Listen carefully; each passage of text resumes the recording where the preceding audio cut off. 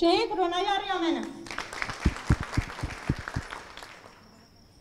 وکی گوتی زانین او 25 ساله ریبرتی آمد دبن تجرید که هر گیران ده جیان دکه د شخصیت ریبرا پوده ایرو کردستان توایی گلی کرد و گلی ولات آزادی خواست دبن به تجریده ده دبن ایرشان ده وکی گوتی زانین لتوایی کردستان لهر چار پارچه کردستان لولات و جدر به ولات ایرش لسر گلی کرد هیا ام دبینین ایرو لجین کردستان چکن کیمیایی لیج بو گلی کرد همو دنیای چه به خالق قفات کریه گر بونه لال بونه لسر زاروکین ویگلی لسر جوان ویگلی دیم بکارانین به دهان گنجین ما جوانین ما زاروکین ویگلی به وان چکن کیمیایی هاتن شهید خستن لیجاردن کسی که دنگ خودر نخست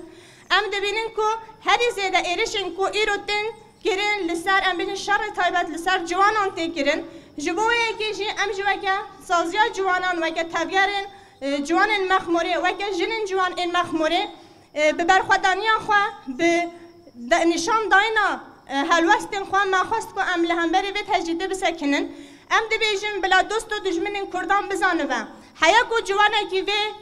وارگه بمینه یعنی جوانین کرد بمینه امی دفجی خطا ریبرتی برندن امی دفجی حقیقتا ریبرتی برندن امی دفجی ریبرتی برندن جبر کنها دخوازن مفیری جیانه کی بی ریبرتی بکن امی تجاری جیانه که بره برتی جبوخ قبول نکن امی سلوغانا هر جوانه که فدای ربر آفویا بگن اساسی جیانا خواه بگن راستی جیانا خواه امی دفجی ربرتی خبر ندن امی دفجی حقیقت هزر و رامان ربرتی خبر ندن ام دی بیجن هر جوانه فدای ربر آفویا هر جوانه که ویل سر وی ریحه که هبه امی لبرخوا بدن به تایبت وک جنین جوان تشتی گفت که ولی سر میلیمه چه دی بابلا ببه بدل چه دی بابلا ببه امی لسر بخاطر بمشین اوی نگاربن به دست رجاهی اوی نگاربن جواب ما دور خستنه یعنی جی دست خادرش گیرن چند دام زمان ما و نگاربن جوانه که تسلیم بگیرن چه دی بابلا ببه امی لبرخوا بدن وک جوان وارگه بانگا مل توای جوان کرد توای جوانین کو ام دبیجن ام فلسفه رو بر آن پود پاریزن ام لهم بری وی تجرید سری راکن لسر نوی کمال جوانان ام